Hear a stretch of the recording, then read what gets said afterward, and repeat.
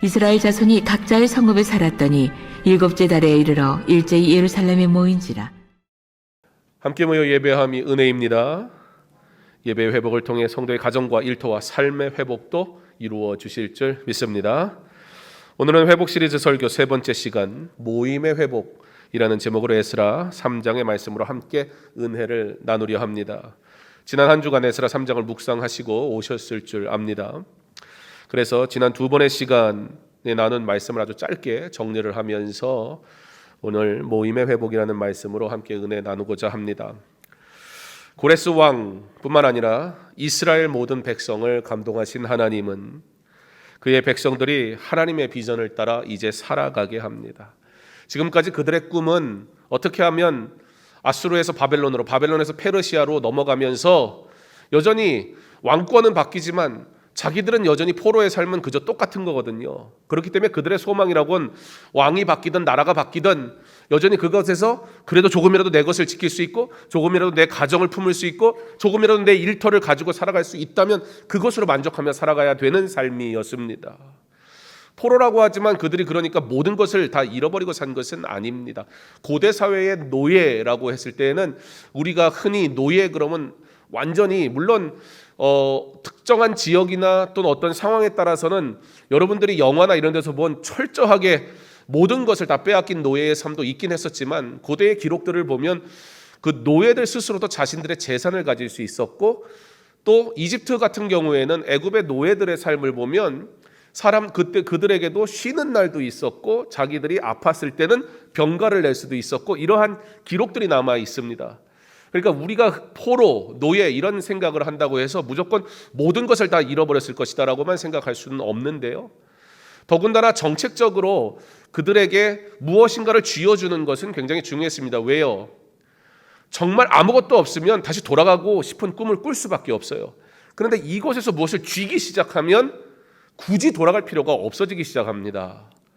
자, 그것이 바로 70년의 포로 생활 동안 이스라엘 백성이 바벨론 그리고 이제 페르시아로 넘어간 그 땅에서 살아가는 삶의 방식이었습니다. 그런데 하나님께서 그들을 감동하시니까 심지어 고레스 왕, 페르시아 초대 왕을 감동하시니까 그들이 가졌던 생각이 바뀌기 시작하는 거예요. 이제 다시 우리가 돌아가야 할 것이 있다는 것을 깨닫기 시작한다는 겁니다. 물론 70년의 바벨론 그리고 페르시아의 삶 속에서 아수르 그 모든 삶의 여정 속에서 하나님께서는 그때마다 첫 번째 포로 중에 선지자가 누가 있었어요? 다니엘이 있었어요. 두 번째 포로 중에 선지자가 누가 있었어요? 에스겔이 있었어요. 이런 식으로 선지자들을 포로와 함께 보내셔서 그 포로된 삶에서도 여전히 하나님을 알게 하고 하나님의 말씀을 선포하고 하나님의 뜻을 따라 살아가야 한다는 메시지를 듣도록은 했었습니다. 문제는 뭐예요? 그와 같은 삶을 적극적으로 살아내지 못했다는 겁니다. 그런데 하나님이 감동하시니까 회복이 일어나는 거예요. 이전에는 소망할 수 없었던 것을 소망하기 시작하는 거예요. 우리의 삶에 하나님의 감동이 있기를 간절히 소망합니다. 하나님의 감동이 우리 가운데 임할 때에 우리가 볼 수 없는 것을 보게 될 것이고 우리가 꿈꾸지 못한 것을 꿈꾸게 될 것이고 하나님께서 원하시는 뜻이 나의 뜻이 되는 은혜의 자리에 참여하게 되는 줄 믿습니다. 감동이 회복되니까 이제는 하나님의 회복으로 이어지게 되죠. 하나님의 회복이 무엇이에요? 하나님의 백성이 하나님의 말씀을 따라 온전히 회개함으로 하나님께 돌아오는 것, 그게 하나님의 회복입니다. 그러므로 이제 그들은 예루살렘으로 돌아가야 할 분명한 이유가 생겼습니다. 그런데 그 땅은 어떤 땅이에요? 폐허가 된 땅이란 말이에요. 거기에 가면 뭐 해야 돼요? 죽도록 일해야 돼요. 폐허된 도시를 다시 재건해야 되니까 굉장히 어려운 선택이었다는 겁니다. 그럼에도 불구하고 성전 재건은 이스라엘 백성에게 매우 중요한 일이었습니다. 왜냐하면 예배가 회복되지 못하면 신앙이 성숙되지 못하고 신앙이 성숙되지 못하면 하나님의 비전이 나의 비전이 계속 되어지기 어렵기 때문이에요. 우리가 잠깐은 나도 주를 위해 뭘 해야지 결단은 할 수 있지만 사실 실제 그렇게 살아가는 것은 어려운 문제거든요. 신앙이 성숙되는 방법은 바로 예배가 회복되는 것입니다. 말씀을 통해 우리가 아는 것처럼 1차 포로 귀환에 참여한 이들은 5만 명이 채 되지 않았어요. 한참 되지 않았어요. 정확하게는 42,360명. 그러니까 남겨져 있는 사람에 비하면 1차 포로로 귀환한 사람들의 수는 너무나 적었단 말입니다. 여전히 많은 사람들이 갈등하고 주저하고 페르시아 땅에 그대로 머물고 살아가고 있었습니다. 물론 나름 이해가 가는 것은 예루살렘 현실은 황폐한 땅, 황폐한 성읍이었기 때문입니다. 가면 집도 없고요, 농토도 없고요, 가축도 없고요, 모든 것을 새롭게 시작해야 되는 상황이었습니다. 그러면서 이런 생각이 들었습니다. 예배당에 나와서 예배합시다 라고 말할 때 주저주저 할 수밖에 없었던 우리의 상황이 생각이 났었습니다. 모두가 예배당으로 나와 예배드리기를 힘들어하는 순간에, 그런데 그때 예배의 자리를 지키는 이들이 있었다는 것이 참 감사한 일입니다. 여러분, 예배, 우리가 이 코로나를 통해서 사실 굉장히 우리의 현 주소, 우리의 현실의 모습, 우리가 살아가던 신앙의 모습이 얼마나 연약한 것이었는지 참 처절하게 돌아볼 수밖에 없었는데요. 여러분, 단순히 예배당에 나올 수 없다는 정도의 수준이 아니라 이스라엘 백성에게는 집도 없고 일터도 없고 다 내려놓고 어떻게 일군 겁니까? 포로된 삶 가운데 일군 가족 아닙니까? 포로된 삶 가운데 일군 일터 아닙니까? 그런데 그 모든 것들을 다 내려놓고 지금 황폐한 땅으로 돌아오라. 오면 뭐 해야 돼요? 허리가 부러지도록 일해야 돼요. 이거 굉장히 어려운 일일 수밖에 없었습니다. 코로나 중에도 교회를 지키고 예배를 사모하고 어떻게든 믿음의 사람으로 살아가려고 몸부림친 성도들이 있었고, 그들이 있었기 때문에 오늘 우리가 이렇게 다시 모여 예배할 수 있다는 것, 감사하지 않을 수가 없습니다. 어디에나 먼저 헌신하는 믿음의 사람들이 있습니다. 내가 그와 같은 믿음의 사람 되어 하나님의 영광을 위해 사용받는 귀한 하나님의 사람이 되면 얼마나 좋겠습니까? 먼저 헌신한 사람들의 특징이 있어요. 이들은요, 먼저 헌신한 사람들의 특징은요, 전부를 드린다는 거예요. 척박한 땅을 바라보면서 자신의 몸을 들여 일하기로 결단한 이 사람들은요, 하나님의 성전을 재건하는데 자신의 몸으로만 다 되는 게 아니에요. 재료가 있어야 될 거 아니에요. 그러므로 자신의 몸을 드린 사람들이 자신의 물질을 다 드립니다. 자신의 소중한 것을, 무엇을 위해? 예배의 회복을 위해 온전히 다 드리더라는 것입니다. 지금 우리는 3장 말씀을 통해 이스라엘 백성이 하나님 앞에 어떻게 회복되고 있는가를 보고 있는데요. 1절에 이스라엘 자손이 각자의 성읍을 살았더니 7째 달에 이르러 일제히 예루살렘에 모인지라 기록합니다. 지금 참 회복이 이루어지고 있는 거예요. 70년 동안 잊고 있었던 초막절과 대속죄일이 있는 7월. 여러분, 이스라엘 백성에게 7월은 우리에게 연초, 신년과 같은 개념이에요. 그러니까 7월에는 다 모여라 그러는 거예요. 의미가 있는 달이라고요. 심지어 가나안 땅에 처음 들어갈 때 모세의 유언을 통해서 하나님께서 이스라엘 백성에게 주신 말씀 중에, 명령 중에 하나가 무엇이었어요? 너희가 7년에 한 번은 다 모여서 각자의 성읍, 지금도 각자의 성읍으로 다 흩어져 갔잖아요.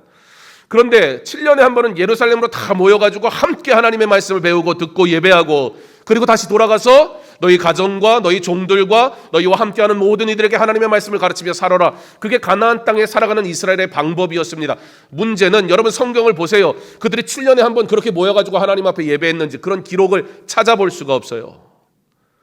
가나안 땅에 살아가고 있을 때도 그들의 예배는 어떠했다는 겁니까? 형식적이었다는 거예요. 그런데 지금 70년의 포로 생활 이후에 돌아와가지고 그들이 어떻게 하고 있다고요? 일제히 예루살렘으로 모였다는 거예요. 물론 그곳에는 이전의 성전 그런 거 없어요. 다 폐허가 돼서 아무것도 없어요. 그러나 그들이 예루살렘으로 모였다는 것은 무슨 의미예요? 하나님 앞에 예배하러 나왔다, 그 얘기예요. 포로로 잡혀가기 이전에 그들이 절기를 지키기는 했습니다. 그러나 형식적인 제사만 있었지요. 그런데 이제는 참된 제사로 나오는 거예요. 어떻게 보면 구약 성경에 나오는 예루살렘으로 모이라는 하나님의 이 명령에 순종한 사건이 어쩌면 유일한 것 같아 보이는 오늘 이 에스라서의 모이는 사건. 무엇이 회복되어야 합니까? 우리의 일상과 일터가 회복되는 것도 중요하지만, 그러나 그 모든 것 이전에 우리의 예배가 먼저 회복되는 것이 가장 중요한 것임을 기억할 수 있기를 바랍니다. 그들이 그곳에 살고 있었을 때 지냈던 형식적인 제사가 진정한 제사로 바뀌게 되고요.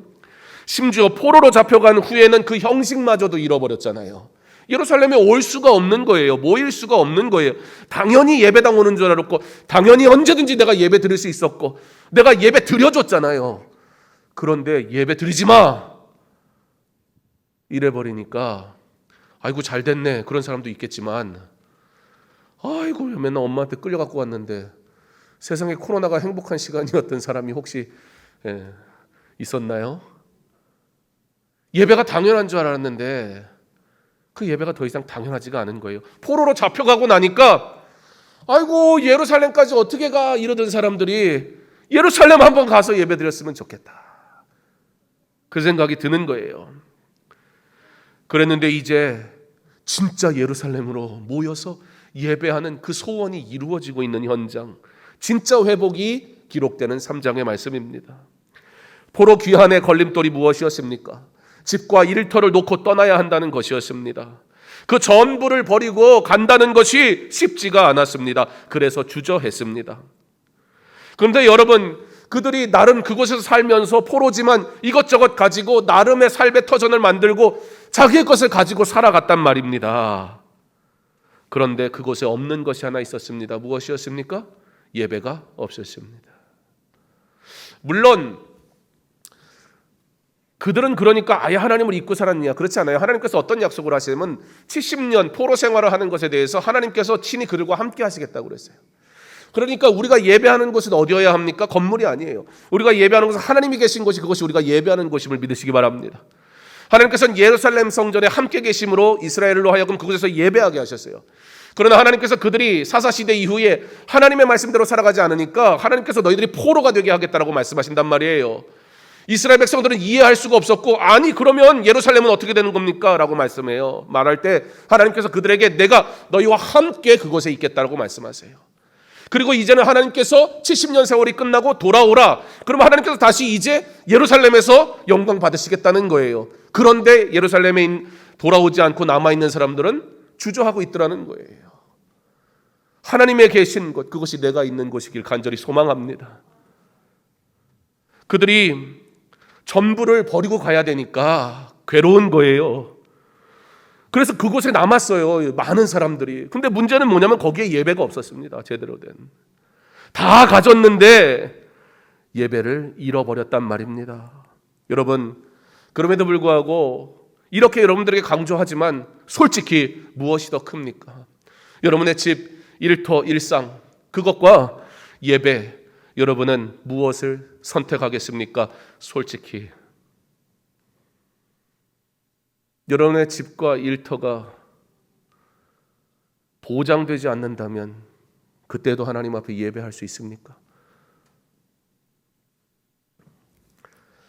사실 이게 우리가 가지고 있는 딜레마란 말이에요. 고민이란 말이에요. 그런데 사실 이 고민은 우리가 뭔가 착각하고 있기 때문이에요. 다 가졌다고요? 그걸 어떻게 포기하냐고요? 여러분, 그래서 전부를 가진 이스라엘 백성은 그래서 지금 누굽니까? 하나님의 백성인 이스라엘 백성들은 지금 나름의 터전을 가지고 있고 나름의 일터를 가지고 있고 나름의 생활을 가지고 있고 나름의 그들 70년의 세월을 살아온 사람들이 있단 말이에요.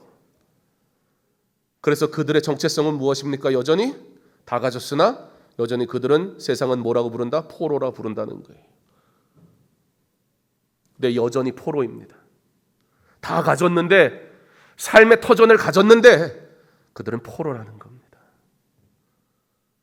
다 가졌는데 아무것도 가지지 않은 자들의 삶을 살아갑니다. 바벨론 그리고 페르시아 왕이 자신들이 편하게 통치하기 위해 쥐어준 재물을 가지고, 그런데 여러분, 이 쥐은 이것, 내가 지금 쥐고 있는 이것, 내가 지금 갖고 있는 이것, 그들이 이것을 갖고 있지만 그들은 누구라고요? 그들은 포로라니까요. 왕이 언제든지 원하면 빼앗아 갈 수 있습니다.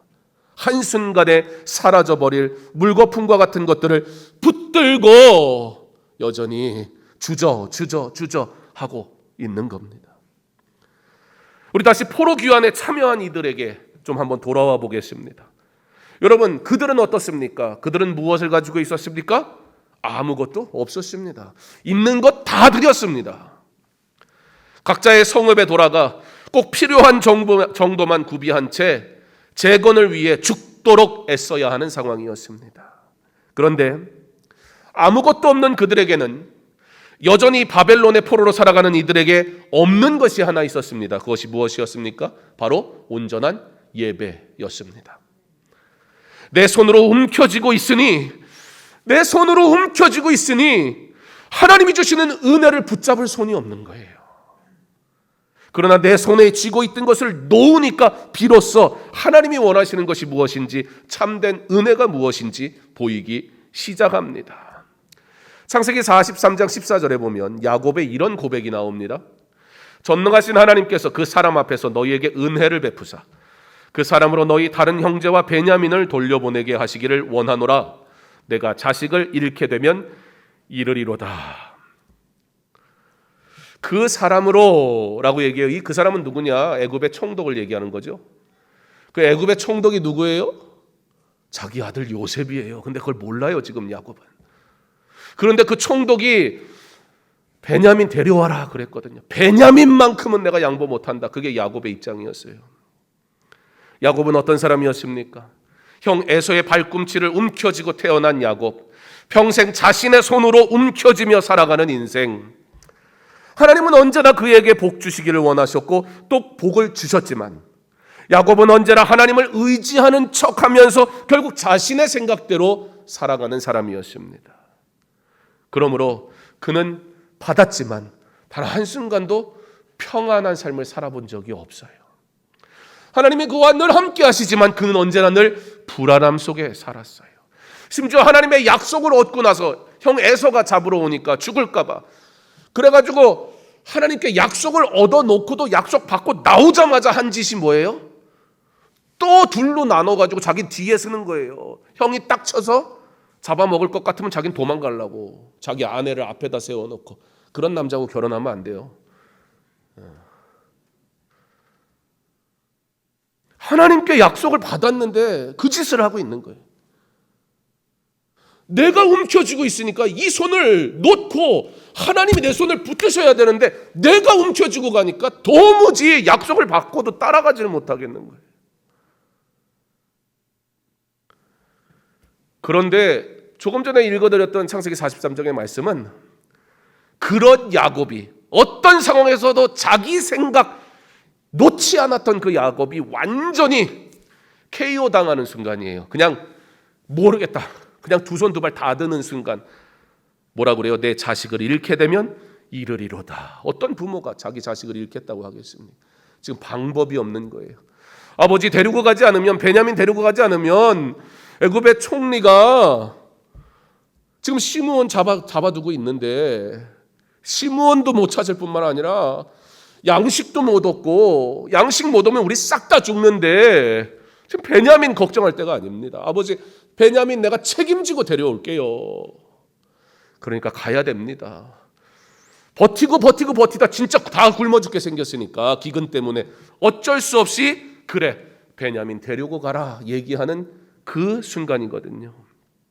베냐민 가장 사랑하는 아내로부터 얻은 가장 사랑하는 아들 요셉을 잃은 것도 괴로운데 요셉의 동생 베냐민까지 잃는다는 것은 용납할 수 없었던 야곱. 그런데 그가 지금 내가 자식을 잃게 되면 이르리로다. 완전히 두 손 두 발 다 듭니다.